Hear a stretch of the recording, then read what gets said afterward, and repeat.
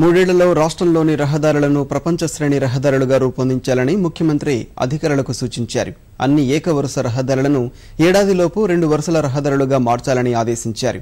ఒక విమానాశ్రయం నుంచి మరో విమానాశ్రయానికి అనుసంధానం పెంచాలని సూచించారు.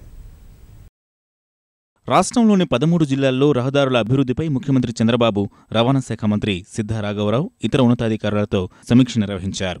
సచివాలయంలో జరిగిన ఈ సమావేశంలో రాష్ట్రంలో ఏ జాతీయ రహదారి ఏకవరుస మార్గంగా ఉండకూడదని సూచించారు.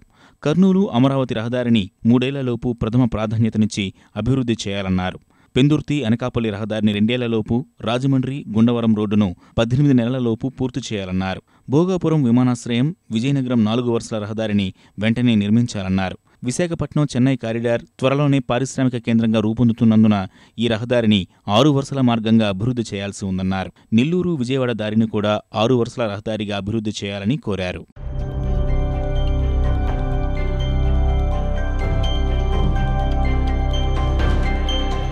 రాయలసీమ ప్రాంతం పారిశ్రామికంగా అభివృద్ధి చెందుతున్నందున 4 జిల్లాల్లో రహదారుల అభివృద్ధికి అధిక ప్రాధాన్యం ఇవ్వాలన్నారు. రహదారుల మ్యాపింగ్, నిఘా నేత్రాలతో వాహన రాకపోకలను పకడ్బందీగా నియంత్రించి ప్రజలకు ఇబ్బందులు లేకుండా చూడాలన్నారు. రహదారుల మరమ్మతులపై ఎప్పటికప్పుడు దృష్టి సారించాలన్నారు.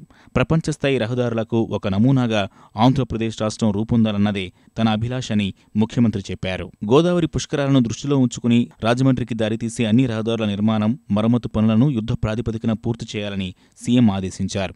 అన్ని ప్రధాన రహదారుల అభివృద్ధి పనులను పీపీపీ పద్ధతిలో, బీఓటీ పద్ధతిలో ఏ విధంగా చేయాలనే దానిపై కార్యాచరణ ప్రణాళిక రూపొందించాలని కోరారు.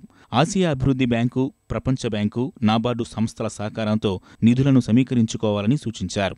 నాణ్యత విషయంలో రాజీ పడొద్దన్న చంద్రబాబు, నాసిరకం పనులు చేస్తే కాంట్రాక్టర్లను బ్లాక్లిస్టులో పెట్టాలని ఆదేశించారు. రహదారుల మరమ్మతులు, రైల్వే ఓవర్ బ్రిడ్జ్ల నిర్మాణం, బైపాస్ రోడ్లు, వంతెనల నిర్మాణ పనులను 18 నెలలలోపు పూర్తి చేయాలని సీఎం ఆదేశించారు.